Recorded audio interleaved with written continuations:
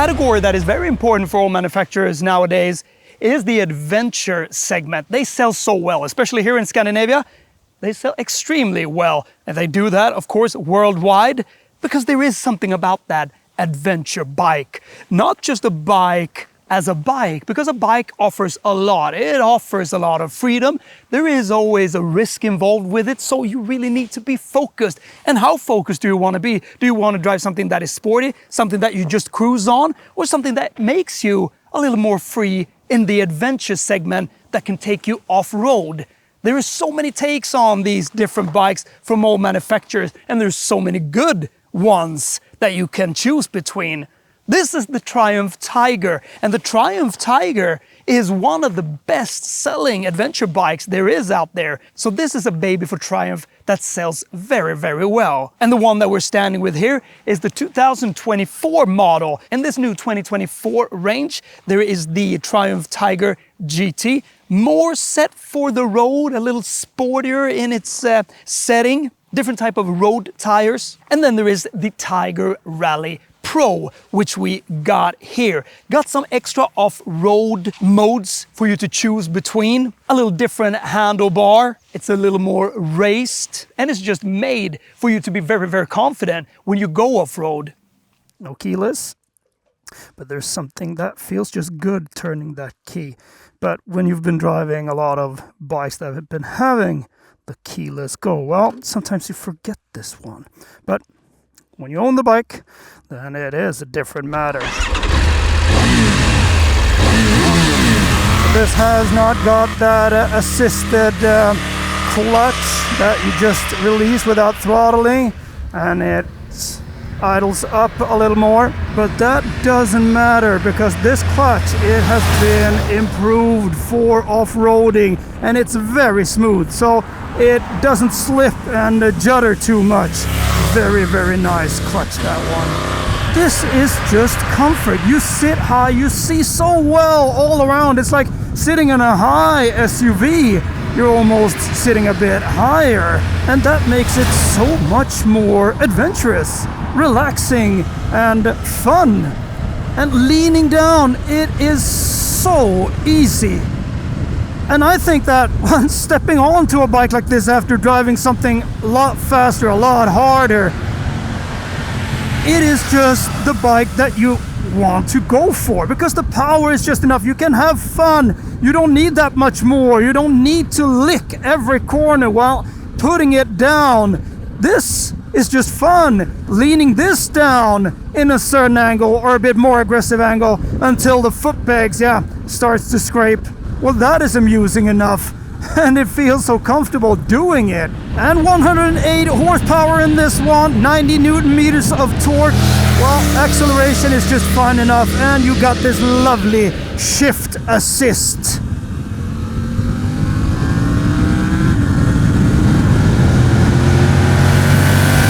Like a double clutch gearbox, it changes so quickly, effortless. And they said that the clientele is also a bit older buying these type of adventure bikes. And I can see why, because they're very easy to drive. You sit on it and everything is just relaxed. And you just feel a lot more safe in some way. So this is the middleweight version. It's got an 888 cubic centimeter engine that has been renewed for 2024, so it's up 13% in power. It delivers 108 horsepower, 90 Newton meters of torque. And this 3-cylinder that you get, you still get that great sounding engine and noise. So this is a bike that offers all of that you want from that classic Triumph 3-cylinder engine. And it's got a very good torque band all over.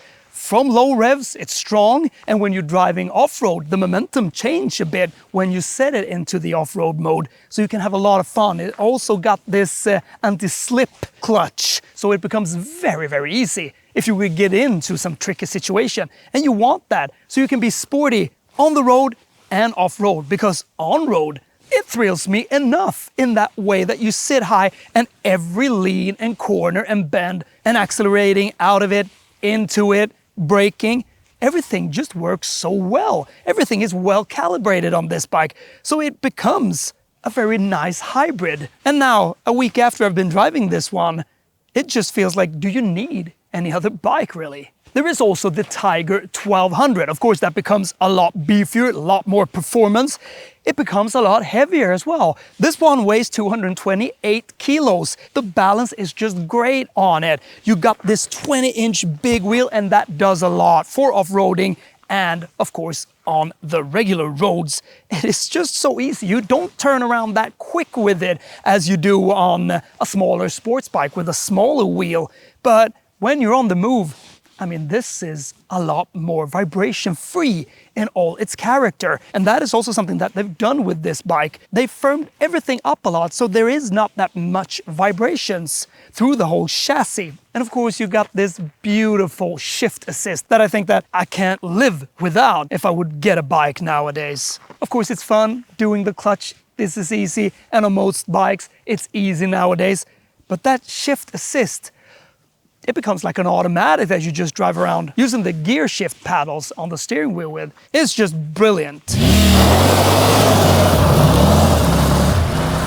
Relaxing ride, well, you can have that, but you can at the same time have a little more engaging ride on the roads. Now we got the tires that are meant for the road, but this Rally Pro is more pro for the off-road, as the name suggests. When you brake,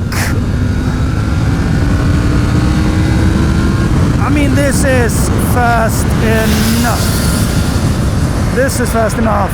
And when you want to brake a little harder, well, you got ABS. You got cornering ABS. The traction control is there whenever you need it, when it gets slippery, when you throttle away. You're just covered with everything. And this has also got TPMS, tire pressure monitoring system. If you get a puncture or you lose some air, well, then it's good that it warns you. It's fun to drive a little faster on this one, but the fun starts when you're off-road, of course. But what I think is great is just relaxing. This really invites you to get a relaxing drive. So this is just a great commuter because it's very easy to move around. Sure, when you're in a bit of a decline and you might need to back it up because it hasn't gotten a reverse gear, well, it's not more than 228 kilos, but that is still a lot, especially if you're not that tall and it's just your toes or half your foot in the ground that needs to push you back. Then it can be a little tricky. But apart from that, very, very maneuverable.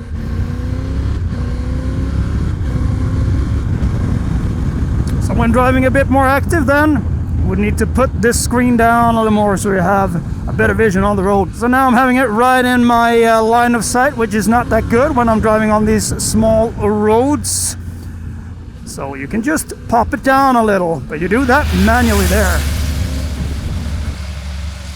You also got a center stand so you can lift it up. You got some extra fog lights on this one. This is just perfect. On some bikes it becomes very big, the windscreen, but this one you can set it manually, but it's just a nice touch. It covers all the wind and some of the rain, but without being too buffeting or creating too much turbulence. Brembo brakes on this one, so you stop very quick. It is strong. You got cornering ABS, you got the traction control, and it doesn't really feel like it dives that much when braking hard. So everything is in harmony with this bike. The steering bar has been raised, so as they do when they drive some Dakar or when you drive off-road, sometimes you want to see a little further ahead. Then it's really good to stand up, and standing up, well, that becomes a lot more comfortable on this one. These long Showa dampers, they can take so much beating when driving off-road. And I've been driving a little off-road with this one. And when it starts to become really rocky and really, really bumpy and a little unpredictable, there is not that much vibrations and you can really feel how it works, and you got a very good travel without it being too stiff or too soft in any way. It just copes so nicely with it. And when in those different drive modes, you can get into Rally Pro mode, well, then it turns off the ABS and the stability control. You can turn that off individually, how you want to do that, of course. And then you got the rally mode. Well, then it keeps on the traction, so you have a little more control. So you can train yourself to become a better off-roader. And I just like that. So this one, it can really cope with the most extreme conditions when you want it to.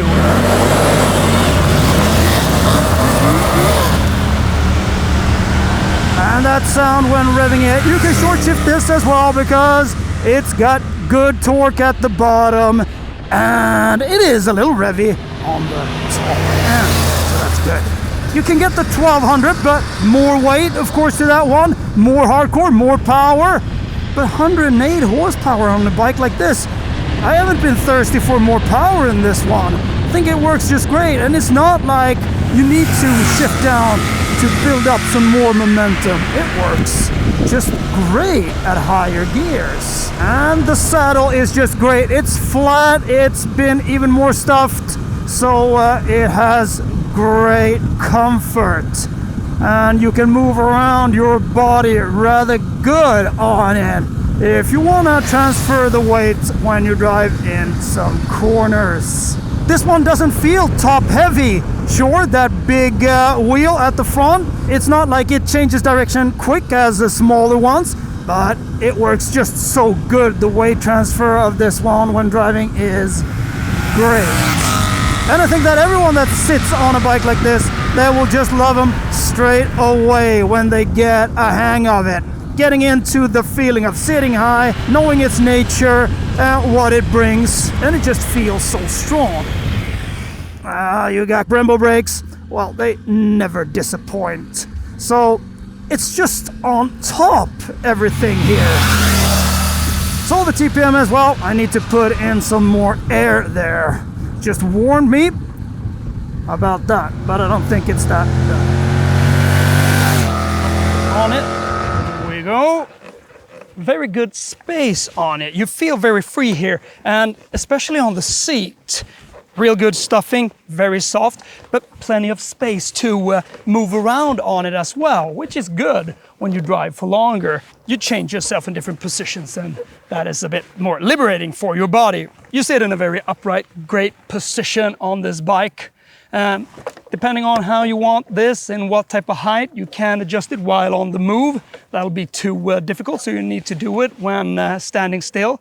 Don't want to have that edge in your line of sight. But here, it looks good, it feels very meaty, and you got the same layout as on other Triumphs. So you feel at home. But I've been driving another one with the keyless go, so I forgot this key a couple of times because I just let it in. I shut it off and then I walked away from the bike. This hasn't got keyless now, so turn that, but that feels very mechanical in some way. I like it. So you just get used to that. You open the filler cap with the key, 7-inch display here. A little bigger than the ones that I've been driving before on the Triumph Rocket 3 and the triple RS 1200. The graphics are just good, and you maneuver through it rather well. It is a little slow, it isn't that quick, and that is due to the processor, but it works well. You have the same menus here as on the other ones, and you get into the different type of drive modes. When standing still, you can get into the 2 extra modes. You got those 2 extra rally modes, off-road modes on this one compared to the GT. But you need to be in a standstill for that. So you got off-road, and then you got ABS off-road, map sport, TCS off-road set for that, you know, so you got some safety there. But when you get into off-road pro, and you got map, off-road, ABS off, and TCS traction control system off. Automatic lighting here, heated grip in 3 steps. That's very generous. And you also got heated seat in 2 steps. But on this one, there is a button for your passenger's seat, heated in 2 steps as well. When driving carefully on this one, I've averaged about 3.8 liters per 100 kilometers, and I think that's very good. So it's not that thirsty. It's just when you become a little sportier, then of course it races. But apart from that, just cruising in 6th gear, setting the cruise control, which you got here, then it doesn't consume that much fuel. You also got some crash bars down here on this one if you would fall, because the risk is a little higher when you drive off-road. So really good to protect some stuff down there. You can stand up on it and you still got very good control and good grip. So you can stand straight, especially me, I'm not that tall. Half my foot goes down. And that is due to that I've set the seat, which you can set in 20 millimeters of different heights. I've set it in its lowest position. So these adventure bikes, they are a bit more meant for tall people. But the normal Tiger, it's a bit lower, and also the GT model. But this one is a little higher. And of course, you got this shift assist. And it feels like when you've driven some of these bikes with that shift assist, especially on the Triumph models, it is something that you almost can't live without. It is so carefree. It's like you don't even think about it. You just choose your gear whenever you want in any speed. And it doesn't resist on any of your inputs whenever you want to change down or up. And when you start it up, you get that nice sound of that 3-cylinder engine. Still revs rather rapid. And that sound together with a bike like this, that is just cool. I sit in such a perfect position with this handlebar.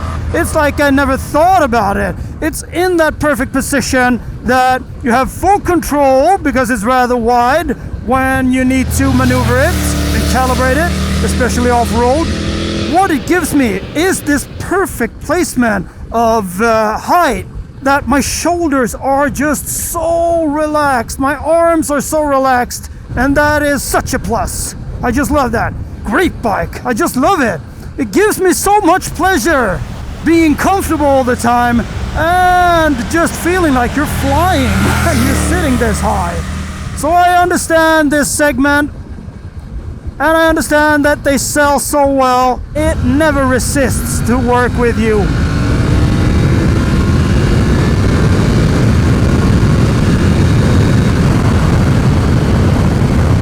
This power is more than well enough. More than well enough. So let's do a little launch here.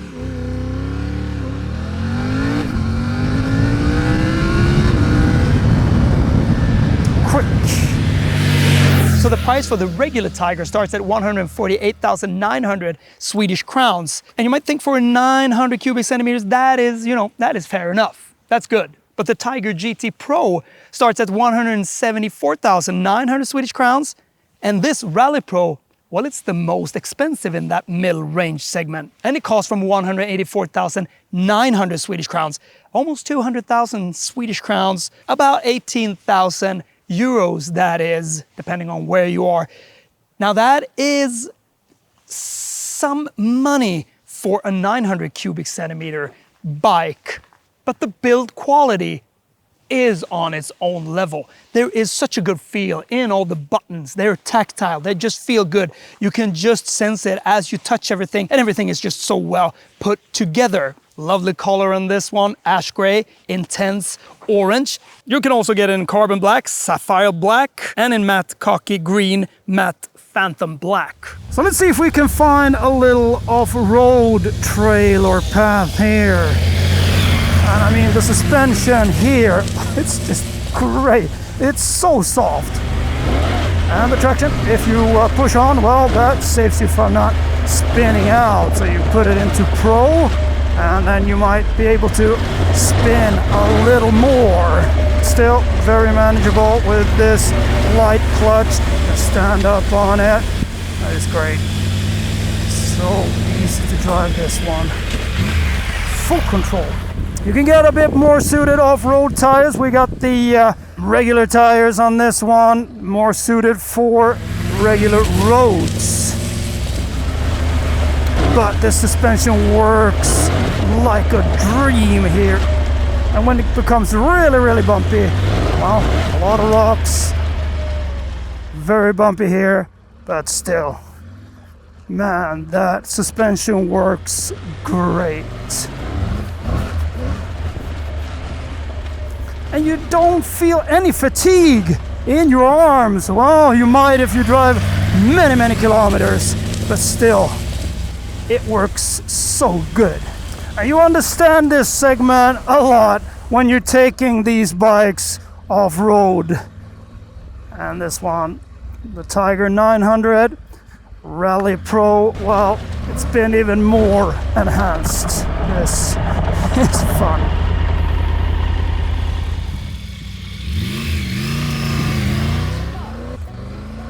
And then out on the road, such a dynamic bike.